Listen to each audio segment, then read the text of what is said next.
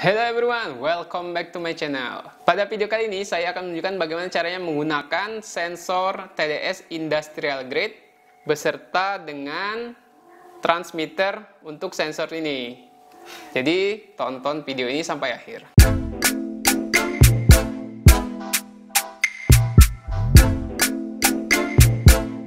Seperti yang kita ketahui bahwa sensor TDS yang kita beli dari DF Robot itu range untuk ppm-nya hanya berkisar antara 0 sampai 1000 ppm. Ada beberapa orang juga yang bisa lebih dari 1000, mungkin sampai 1200, tetapi keakuratannya kurang. Nah, untuk itu saya mencoba membeli sensor ini dari AliExpress, di mana harganya kisaran 900.000 sampai 1 juta dan dikirim kurang lebih 1 bulan. Jadi 1 bulan lebih sensor ini saya terima. Dan banyak macamnya, di mana untuk outputnya itu bisa untuk 0 sampai 5 volt, 4 sampai 20 mA, 0 dan 0 sampai 10 volt dan RS485. Jadi banyak pilihannya.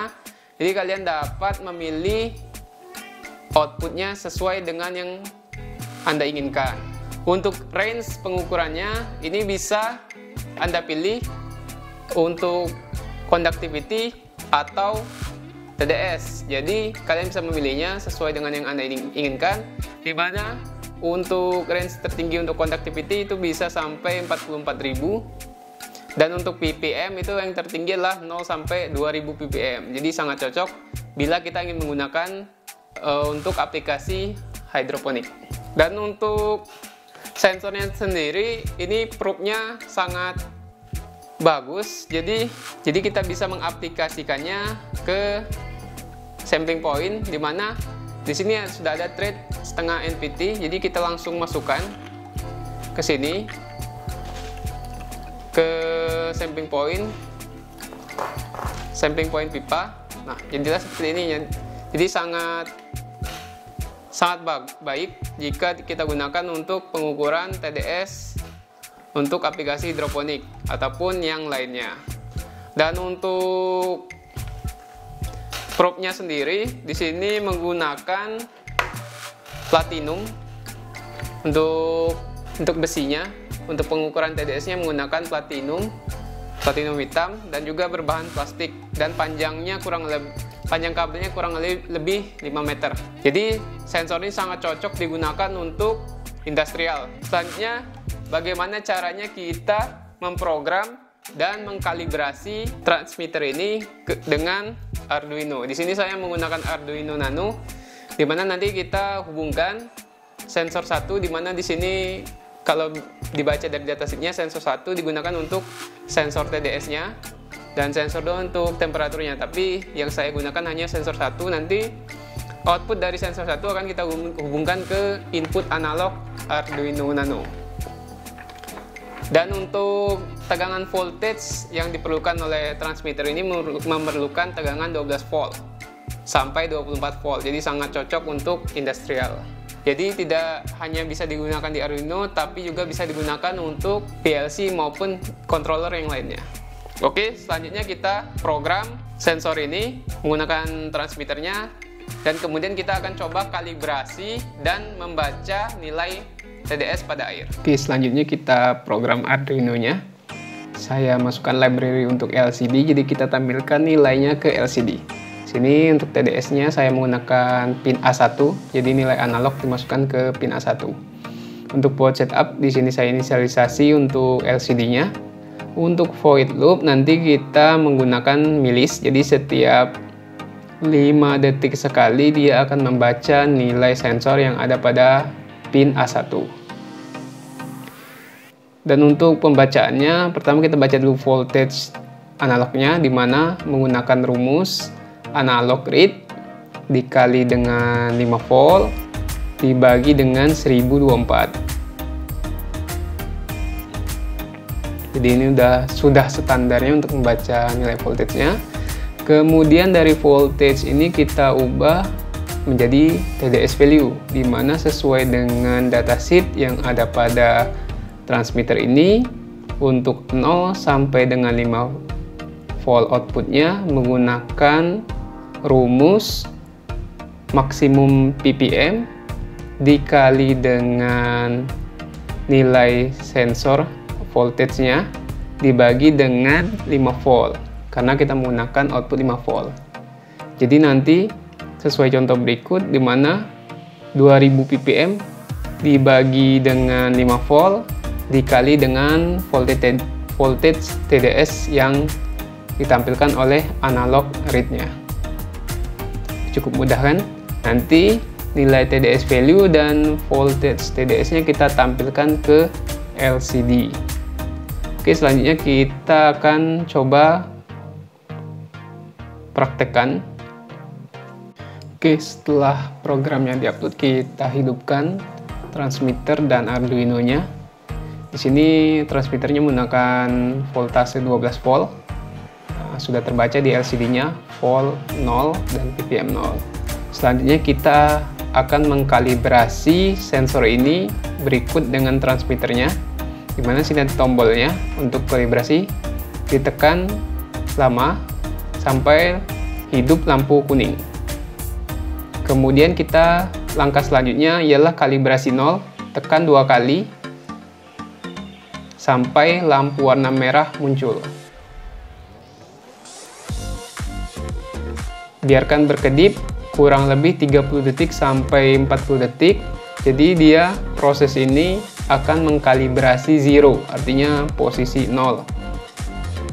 Perlu diketahui untuk posisi 0, sensor atau probe-nya harus bersih dari air ataupun debu yang ada, agar nilai yang terbaca 0 volt. Tunggu sampai dia berhenti. Tunggu sampai lampu merahnya berhenti.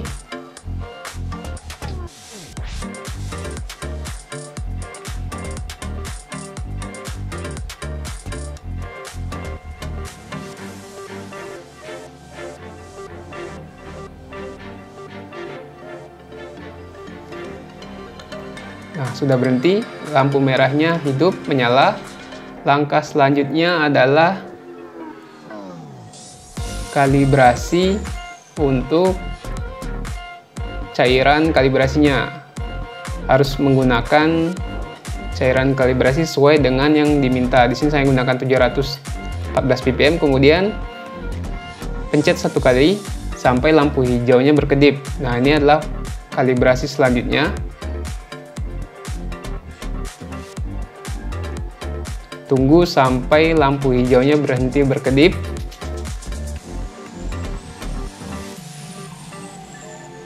Kurang lebih waktunya 20-30 detik sampai dia berhenti.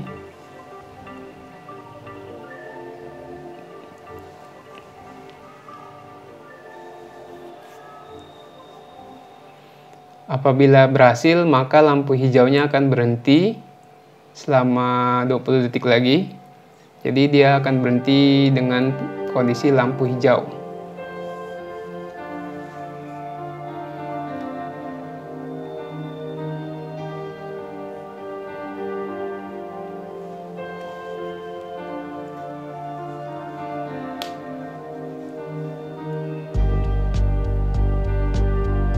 Sudah berhasil, lampu hijaunya berhenti.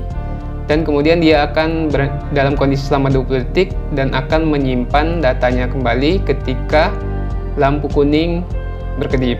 Nah, inilah proses penyimpanan data kalibrasi yang sudah kita lakukan. Nanti data yang sudah dikalibrasi akan tersimpan dan lampunya akan mati.